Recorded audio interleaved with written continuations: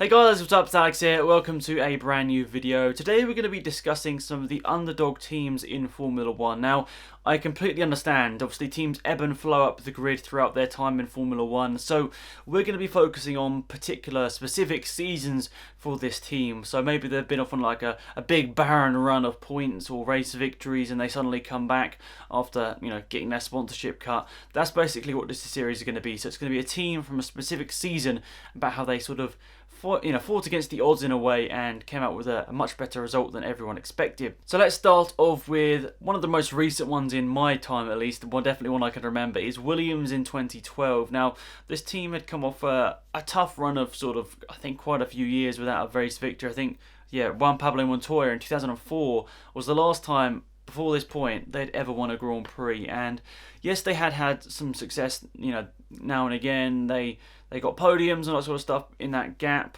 but they generally weren't the top team that we sort of expected from them. They weren't that race-winning team on really any weekend over the midpoint between those years. That they were never really challenging until 2012, and some strange things happened. So as previously mentioned, Williams was on a barren run of a race victory from 2004 to 2012. However, in 2012, the Williams car was seriously fast on certain tracks. And going to the Spanish Grand Prix, I think a lot of people thought, this Williams car has been quick at the start of the season, and there's a chance surely now we can see maybe a podium out of this car. But surprisingly, Pastor Maldonado, who's turned into a bit of a meme, he was very quick on this occasion. The Spanish Grand Prix 2012, Pastor Maldonado broke the barren run for the Williams team, winning a Grand Prix for Williams. I'm not going to lie, that Grand Prix is the most emotional I've ever got over a Formula 1 race. That might sound sad, but just to see the emotions of Frank Williams, the whole team, the whole operation was absolutely fantastic. And that's an iconic moment in Formula 1 for me. He beat Fernando Alonso fair and square, which I think made that moment in history even better.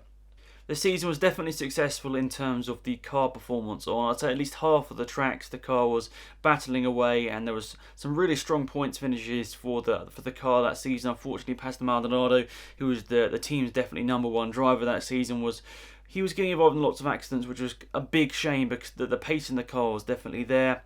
If I remember correctly, he got front rows on the grid on certain occasions. I think he was gonna most likely get a podium on, I think it might have been the Singapore race, and I can't remember now, but I think he was very quick in the Singapore race, and I think Abu Dhabi as well, but unfortunately he completely messed it up and didn't manage to get all the points he probably deserved that season, Pastor Maldonado. And even though they only finished P8 in the Drivers' Championship, I mean, that doesn't sound like a particularly successful season, but the thing is, with the budget Williams were on that season, they had the sponsorship money from Senna and Maldonado, but they weren't a particularly top team that season. But that season they showed they had the pace, and I think it's kind of weird to strange.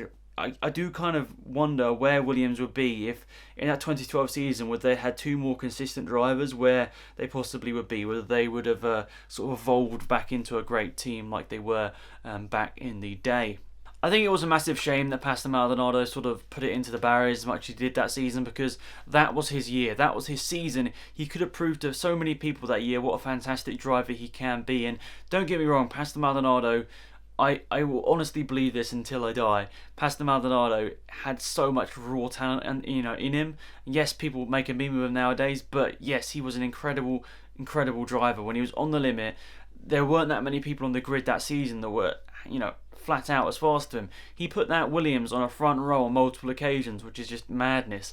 And you see Senna, Maldonado's in like first place in the grid, and Senna's like 14th. Yes, Bruno Senna wasn't the greatest in Formula 1, but he was still a decent baseline. He still scored a decent amount of points that season as well, but he completely blew away Senna in terms of outright performance on track, but he threw it into the barriers a lot more times than Senna did.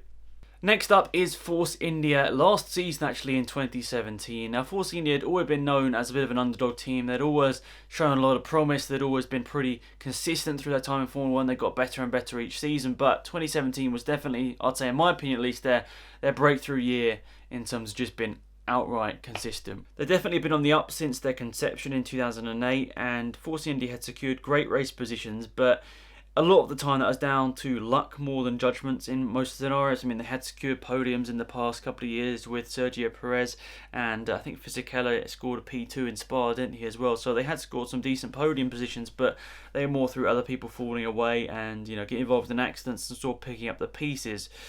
But yeah, they secured those great positions. But in 2017, Force India was genuinely a fast car. And on pretty much every single track you'd go to, you'd be pretty much guaranteed that they would be at least the fourth best car on the grid for the majority of the season. Surprisingly, on occasions, they also beat Red Bull, which is completely insane if you consider the gap in funding between them. They would not secure a podium throughout the 2017 season, however, but still it was an absolutely fantastic year and definitely Force India's most consistent and I think record season to date in terms of points gained and position in the championship.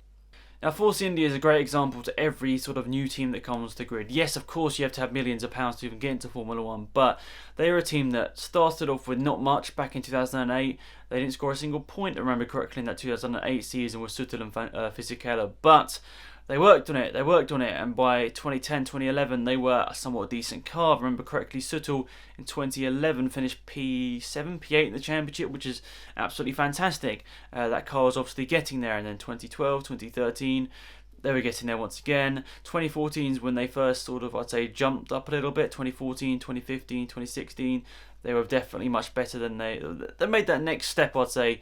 And then obviously in 2017, I think outright they were most people considered as the fourth best car on the grid. They finished fourth place in the Constructors' Championship. Sergio Perez finished P7 in the Championship. I think Ocon finished P8. Could correct me if I'm wrong, but I think they finished P7 and P8 in the Championship in 2017.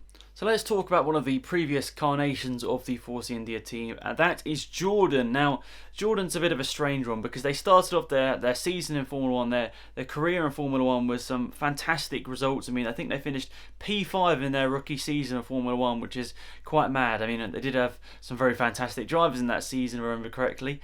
Obviously, one of them being Michael Schumacher, but that was only for one event. But they had some really good drivers that season, but they also had a really, really good car. But then they went on a bit of a barren run of a couple of seasons where they didn't really do too much. So the team, like Jordan, competing on a much smaller budget than a lot of the grid, and the momentum really started to pick up in 1994. As I said, they had finished P5 in their rookie season, but 1994 is when they started to sort of really ramp up in terms of being a quick car, on a legitimate pace. In the 1994 season, they'd gone to finish P5 in the championship, which was obviously much better than they probably would have expected after the last couple of seasons, which I said were tricky. I think 1992 and I think 1993, they were a bit of a struggle for Jordan, but they managed to pick it up in 1994. However, in 1995, 96, 97, 98, the team was just getting better and better and better. I think they also got a couple of race victories in those seasons as well. But by 1999, the team were performing on another level to where they'd been in the previous season. Heinz Howard Frentzen, the ex-racing driver for Williams at the time, I think he finished P2 in the championship in his rookie season, took the team onto 2 race victories that season and a total of 6 podiums, finishing P3 in the overall championship. Yes, he beat people like Michael Schumacher, but they had, if you remember correctly, Michael Schumacher broke his legs that season, only competing in half of the year. The other driver in that team was Damon Hill, who secured 7 points that season, but he was nearing the end of his career. So, in real terms, Damon Hill wasn't really a big playing factor. He was getting towards the end of the season. He wasn't really performing at his best. This was definitely Jordan's best season ever in Formula 1, and they were only ever really generally slower than the McLaren and the Ferrari teams. And you look back at this era in Formula 1 and just think there were so many teams that managed to get up there and get amongst it, but Jordan were they were really building up something like a bit of a dynasty in a way. They were doing a really, really good job over the seasons, since 95 up to 99, they were really, really good. Yes, if you started watching F1 in like 2004, 2005, 2006, you'd have seen Jordan being at the back of the grid, being a bit of a nothing team, but they genuinely were fantastic in the 1999 season, and they also had a fantastic livery. So if you haven't checked it out, check out Jordan's 1999 livery. I think also in 1998. It was pretty sweet. I think it was a really, really good livery, one of the best of all time. But yes, Jordan, they really stepped up in the 1999 season. Obviously, Heinz-Harald Frentzen, an incredible driver. Maybe someone we should talk about in one of my other series as well, because he was a driver that probably should have had so much more in his career, but he just made some unfortunate decisions, meaning he couldn't go for an outright title after Jacques Villeneuve obviously pipped him to the title in his rookie season in '97. But Jordan, they were definitely fantastic in this 1999 season.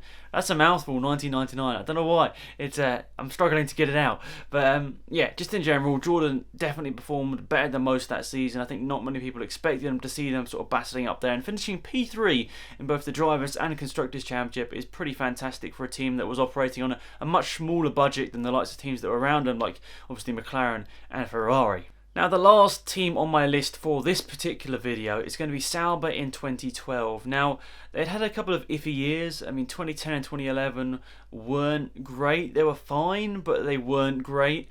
And before that, they obviously had a bit of help from BMW. But in general, if you exclude the BMW eras of Sauber's team, Sauber was always seen as a B team. Being a B team, unfortunately, meant they never really had the equipment to challenge. They were always scraping around a little bit and trying to get any sort of information from Ferrari that they could, but they obviously didn't ever really get enough. I don't really count BMW's 4 seasons as like a Sauber team, because let's be honest, it was a BMW-led operation in those 4 seasons, and Sauber, whilst they probably had some influence, they weren't really the independent team that they really are. So yeah, I don't really count them. But in 2012, the team would go on to have a pace of nearly the works Ferrari, which was really surprising, because Ferrari obviously supplying the engines to Sauber for that season, and for quite a few times, I think since BMW left, Sauber have been supplied by Ferrari since, and they've been that Ferrari B team. But yeah, it was really surprising the 2012 season, right off the marks really. Sauber was a very competitive car, and in a lot of scenarios it was actually matching the Ferrari that year, and actually probably even a bit quicker on some occasions, considering Ferrari's drivers were probably on a different calibre to Sauber that year. Sauber definitely excelled in the 2012 season. They got 126 points that season with 4 podiums, 3 for Perez and 3 for Perez and 1 for Kobayashi that season. And they actually only finished 16 points behind Mercedes that season. Imagine that. Think about that nowadays. Sauber, only a few years ago, finished only 16 points behind Mercedes. Right now, obviously, maybe except from Leclerc's great finish in Baku, they're opposite ends of the Drivers' Championship. Apart from mild success in the 2013 season, a little bit in 2015 as well, Sauber have really struggled since that 2012 season. They've actually not secured a championship position above P7 since then, and not above P8 since 2013. That could change this year, however. Of course, we've got a much better car, I'd say, for Sauber this season. It's not the greatest in terms of qualifying Sauber this year, but there's a strong chance maybe they could secure maybe a P7 in the championship this year, which would be obviously great, considering I think they finished P10 in the last 3 of the last 5 seasons. Sauber's been last in the championship, which isn't particularly great. So that is pretty much it for this video, guys. Thank you so much for watching. Hopefully you did enjoy it. I always love doing these videos, and yeah, they've been getting some great views, so thank you once again. I really appreciate it. And yeah, so what was I going to tell you guys? I mean, I'm not sure exactly when this video is going to be going out, but I've got some interviews coming. I mean, I should have got them done sooner. It's on my notepad. I've got a notepad here. It's on my notepad to get these interviews I've done with Rallycross champions Andreas Backrun and Sebastian Loeb, or 7 times WRC champion Sebastian Loeb, and that's probably where you know him from. I've got those 2 interviews there, but I haven't got around to editing them. And by this video going up, by the time this video's gone up, I might have actually been to Brands Hatch, Blancpain. I might get some more interviews as well there with some incredible drivers. So yeah, I need to get around to editing, but universities have been like crazy over the last couple of months, and just haven't really had time to think. And even getting out 1 video a week for this channel has been hard enough, let alone these interviews and stuff which I've had on the side. So yeah, thanks for watching, guys. I really appreciate when these interviews do go up that you give them a bit of support. I know they aren't the same sort of F1 video where everyone can get involved with them, but I honestly feel these interviews are going to be really great when you get to see them on the channel. I'm trying to get better as sort of an interviewer, as a presenter, so please, of course, give your feedback and all that sort of stuff. That's always appreciated. I pretty much run out of breath recording 2 videos in a row, and yeah, lots of work still to do today. Maybe getting one of those interviews done as well. That'd be awesome. So yeah, thanks for watching, guys. Have a fantastic day, and I'll see you guys around soon. Have a good one. It's been Axel here. Goodbye.